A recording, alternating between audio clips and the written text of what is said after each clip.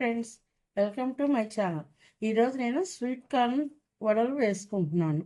ఇది ఒక snack recipe. మీరు కూడా ఒకసారి ఇలా ట్రై చేసుకోండి.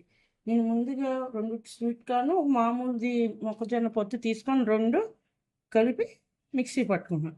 అందులోకి అల్లం, పచ్చిమిర్చి, ఉల్లిపాయ ముక్కలు, ఒక ఉల్లిపాయ, పెద్ద సైజు ఉల్లిపాయ ముక్కల కోసం ఇలా పక్కన పెట్టుకోండి.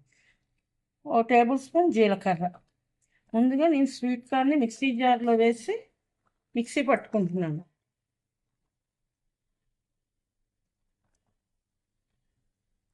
అన్నీ ఒకసారి కాకుండా కొంచెం కొంచెం వేసి పట్టుకోవాలి. సాల్ట్ యాడ్ చేసుకుంటున్నాను. అసలు వాటర్ వేయద్దు, ఇలానే మిక్సీ పట్టుకోండి.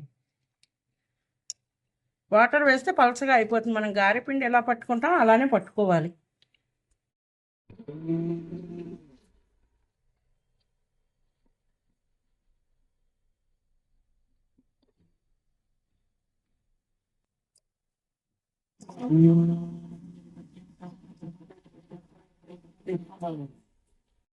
ఈ స్వీట్ కార్న్ నేను ఇలా మిక్సీలో వేసి కచ్చా పచ్చాక పలుగ్గా పట్టుకున్నాను.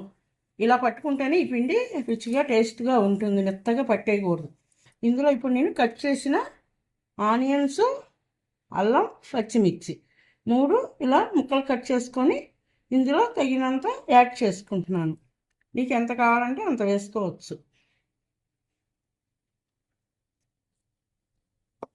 ఇప్పుడు 1 టేబుల్ స్పూన్ జీలకర్ర,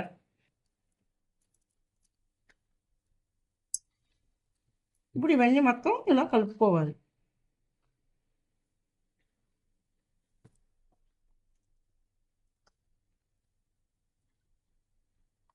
చూసారా, ఉప్పు కూడా వేసేసాను నేను. ఇగో ఇలా కలుపుకోవాలి. కలుపుకున్న తర్వాత ఇది మనకి ఇలా గారె వేస్తుంటే విడిపోతుందండి. కనుక ఇందులో కొంచెం బైండింగ్కి 2 టేబుల్ స్పూన్స్ శనగపిండి యాడ్ చేసుకోవాలి. మీ ఇష్టం, శనగపిండి తినచ్చు, కార్న్ఫ్లోర్ వేసుకోవచ్చు, బియ్యపిండి యాడ్ చేసుకోవచ్చు. అది మన ఇష్టాన్ని బట్టి ఉంటుంది. నేనైతే శనగపిండినే యాడ్ చేస్తున్నాను. అప్పుడు మనకు కొంచెం పిండి గట్టిగా వేసుకునే విధంగా తయారవుతుంది.